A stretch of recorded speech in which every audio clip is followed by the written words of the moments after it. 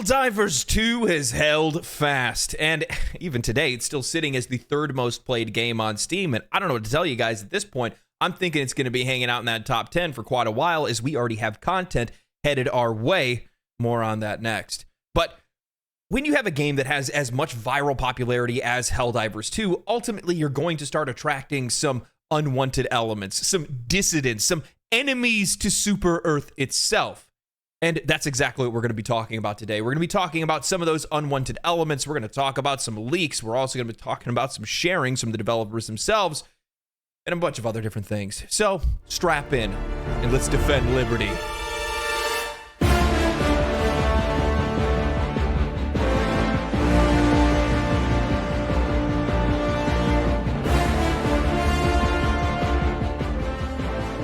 Since the release of Helldivers 2, the developers and CEO of Arrowhead have remained stalwart in their desire to drive out toxicity from the game, with the CEO of the company going as far to stomp out any notion of Helldivers 2 having a PvP mode or anything like that over on Twitter, saying, "Hey, we'll never add a PvP mode. This is to reduce toxic elements from the community. We want an environment that's supportive, fun, and where all players are fighting on the same side." Since several people have asked about the quotation marks around my never, my mom told me never to say never. So my upbringing forced me to put those there. I do like the assumption of it being an emphasis, which I agree with. So, never. Another Twitter user responded to say, "So sad seeing another developer scared to add PvP to their game. Fewer and fewer titles every year offer it too." The CEO responds saying, "Not scared, just we don't want to see the toxicity that naturally comes with it. There are plenty, actually most, games that provide PvP. We make games for people that just want to have a challenging time with friends, but in a PvE setting. If you want PvP, I recommend Tarkov." I find it odd that someone would say something like another developer too scared to add PvP when I feel like almost every other game over the last few years has been a live service shooter. Looking at some of the most popular games that are played today, as well as the prevalence of battle royales, it's surprising to see someone that doesn't think that there is enough competitive shooters. If anything, Arrowhead should be applauded for taking a step in the opposite direction, doing something different, going against the grain, and not falling for the trap of the same washed out content that gamers have been served over the past few years. One of the reasons why Helldivers 2 is so successful is because there aren't many games that are like it, or games that play or give a similar experience. A galactic war effort progressed by the community and directed by game masters like it's Dungeons and Dragons. Where else do you find something like that? Originality and quality are the two things that people want right now. It's the two things that are selling the most, and they're outperforming many of these routinely recycled ideas by wide margins. I mean, Baldur's Gate 3 just announced that they sold over 10 million copies. Now, this is something that I've actually talked about in the past because I've been seeing that consumer interests are starting to shift away from major AAA releases, and they're starting to look at some of these smaller budget games, some of these much smaller studios projects, and buying them instead because those studios are hyper fixated on trying to deliver a very specific experience, and they're delivering on it because they're not getting distracted with everything else that the industry is doing. They're not trend chasing. When I look at a game like Skull and Bones or Suicide Squad Kills the Justice League, I see two games that lack any real identity and are just trying to chase trends within the industry for live service games. When I look at a game like Helldivers, it's doing something entirely different than everyone else's, and because they focused on that experience, on that cooperative experience, well, the game's successful as a result. And you know, what does it say when we're looking at Baldur's Gate 3 and how it sold over 10 million copies, which is relatively similar to the sales of Diablo 4, when we know for a fact that those games didn't spend the same amount of money making them or had the exact same amount of resources? I know for a fact that Larian Studios doesn't have or didn't have 9,000 people working on Baldur's Gate 3. It's a large threat to the AAA industry. I might have to talk about that a little bit later at some point. But I find it odd when I see players that are trying to come in and want this game to do what other games are doing, especially when you already have plenty of competitive shooters that are already out there. It just doesn't make any sense to me. However, with that said, it doesn't mean that there aren't players that are already playing Helldivers 2 and making it just like every other game. Just last week, I was playing Helldivers 2, and I was matched up with a team that kept killing me repeatedly and wouldn't call me back in for reinforcements. Initially, I thought they were just trolling, maybe it was somebody watching my stream, but after some time, and after one other teammate died, they called me back in only to type in chat saying, "Don't use the laser." It took me a while to put two and two together, but after seeing a Reddit thread and a couple different discussions online, it seems that a meta has crept into Helldivers 2 and some elitist behavior along with it. Discussion around this started with a recent post over on the game's Steam page saying, "We need to set a standard for 8+ missions. If they're using anything but the right breaker, kick. If they have worthless stratagems that are weak, kick. If they don't have either the railgun or nade launcher, kick. Not using a shield, kick. High levels, your stupid dogs are pointless. It's not about killing, it's about living to do objectives."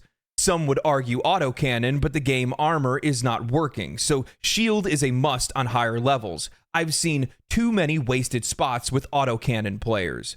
We need to set a standard for high-ranking pug play. You can have your silly builds or weak guns on your own friend's time, but if you're using these things, you're trolling and should be kicked. The emergence of elitist behavior in online game communities, such as the recent outbreak with the Helldivers 2 player base, can be traced back to several core aspects of modern game design and community dynamics.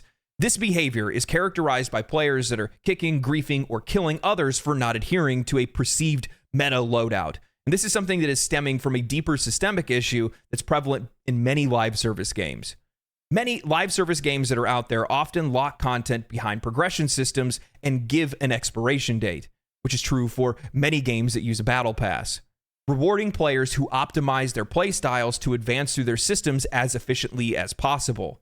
As a result, a culture of optimization has been cultivated among the player base, who feel pressured to pursue the most effective strategies possible to avoid wasting their time and access the full breadth of content that's being offered. This culture is then reinforced further by the competitive nature of online gaming, where player rankings and achievements tend to be a little bit higher valued. The desire to excel, combined with the fear of missing out on a game's content or rewards, encourages players with a mindset of efficient strategies where those are the things that are the most valued, often at the expense of diverse playstyles and community building, which is something that's really important to a game like Helldivers 2. This has led to a form of gatekeeping where players who do not conform to a meta are being punished by those who do. Personally, I think this is a trained behavior because it just doesn't make sense in the context of playing Helldivers 2. Look at the fans on Twitter, Reddit, YouTube, TikTok, and all you see is nothing but positivity and excitement. People are enjoying the game and want other people to enjoy it. To my knowledge, Helldivers 2 doesn't even have a leaderboard, and its war bonds don't expire. There is no pressure to level quickly, unlock things, or do much of anything other than just have fun playing the game, and that's the intent of the developers because they have said as much. Now, the same could be said for the recent outcrop of farmers that we've seen show up in the game, where there are videos on YouTube and threads online have players showing concern that players who are abusing defense missions for quick resource farming may be hurting the narrative efforts of the other players. To put it simply, players are backing out of campaigns or failing missions on purpose so they can optimize the time that they're spending by farming currencies in the game. The concern from players is that these farmers may be negatively impacting the progression of liberating a planet from a specific faction. Luckily, a developer from Arrowhead chimed in saying, "I just got confirmation that abandoning an operation does not progress the enemy's percentage. So people who leave operations do not negatively affect a planet, but they do not positively affect it either." Now, this makes my patriotically modified blood boil, because in both instances, these are players that are trained by modern day monetization in video games and battle passes and things like that to actively do a disservice to themselves and to other players, because they are taking away from their own enjoyment of the game as well as the enjoyment of other players as well. And that's just something that I don't appreciate. But it does highlight just how great their monetization model is in comparison to other different games, because at least you don't have a timer on this. You can unlock things on the war bond whenever you want to. They don't expire, and you just get to pick and choose what you want. But with that said, regardless, anytime a game does have monetization like this and has a battle pass, it's going to have some level of fear of missing out, and players are going to push themselves to try to unlock things as quickly as they can because they have limited time to play these games. But when I look at these folks with the meta builds and things like that, I'm sorry, man, but if you can't complete these missions because a couple people aren't using the exact weapons and loadouts that you think they should, well, then you're not very good at the game, and you're also not using this crazy thing called teamwork in a non-competitive co-op shooter. Take that back to Call of Duty where they appreciate it. Actually, sadly, Helldivers 2 and Call of Duty do have something in common. Now, IGN reported on community concerns around cheaters in Helldivers 2, where players are being loaded into random matches where teammates are moving around at the speed of light. Some have infinite ammo, infinite stratagems, and they're exiting matches with thousands of samples. This is a major concern because not only is this something that ruins the experience of the players playing the game, but it also could undermine the narrative effort of the collective player base. As many of you know, liberating planets and pushing back enemy factions is how we unlock more content and how Arrowhead develops the ongoing narrative of Helldivers 2 and the events that may follow. If cheaters are clearing maps and progressing missions at lightning speed, it actively goes against the natural play and effort that the rest of the player base is putting forth. Furthermore, with the growing presence of cheaters, this does make you question the purpose and effectiveness of Protect Game Guard. Many players and many would-be players have voiced their concerns over the rootkit, the kernel-level anti-cheat software, and while this anti-cheat is the most common nowadays, it can be corrupted and it does leave your system vulnerable to those who may want to exploit it. Now, while I'm not somebody that's versed in anti-cheat software, which is one of the main reasons why I haven't really talked about it that much in previous videos, I am too now asking, what is the purpose of such an aggressive anti-cheat if the game already has cheating issues? And this is only within a few weeks of the game's release. Now, while this is unlikely, we may see Helldivers 2 switch software, as this isn't a $200 to $300 million budget game. I would guess that they went with Protect because it was the most secure, but also because it was the best budget option for what they could get. And now, given the success of Helldivers 2, they could easily opt to use a more reliable anti-cheat or develop their own, but we're going to have to wait to see. Luckily for now, if you do encounter any cheaters, you can contact Arrowhead support and they will reverse the match and fix the issue for you. Every live service game has this issue. MMOs have bots.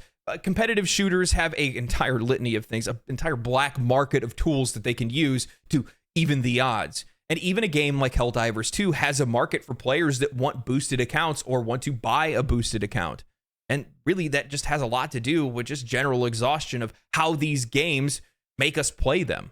And even though I can sit here and champion the Warbond system from Helldivers 2 and say that I love the fact of how it works, regardless, it still has some level of FOMO because we want the armor, we want the weapons, we want those passive abilities because they directly impact our gameplay. And some players that are out there want that stuff now because their friends are playing the game more hours than they are, because people have jobs and lives and husbands and wives and can only spend a couple hours at a time playing these games.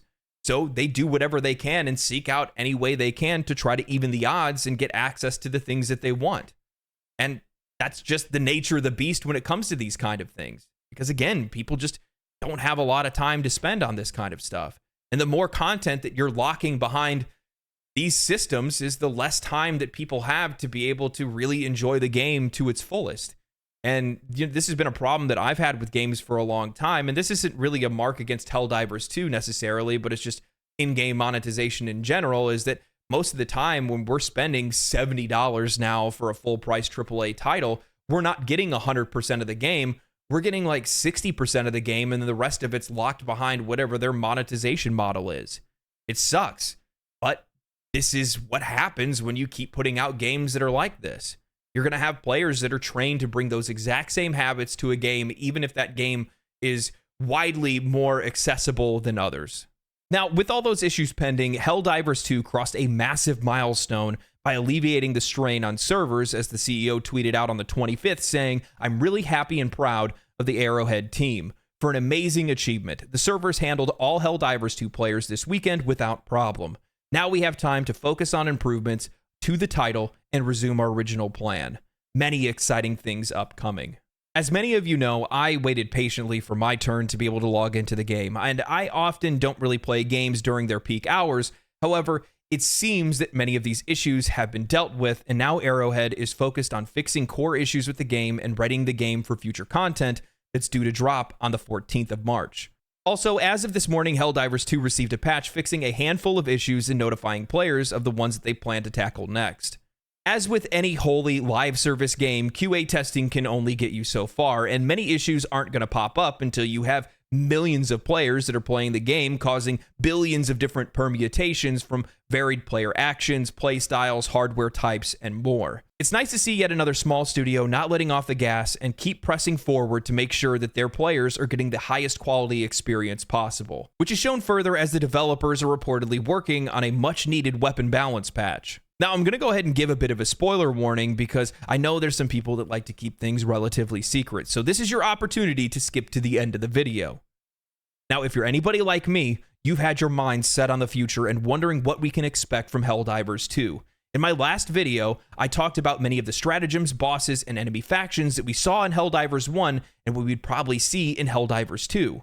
And it seems that data miners have confirmed my exact predictions. The data miner posted over on Reddit listing various assets that they'd pulled from the game's DL library, listing things like the Illuminate enemy faction, with specific enemy types like the Illusionist, which will be able to force choke us and fire projectiles. The files also showed combat walkers, which are effectively mechs from the first game.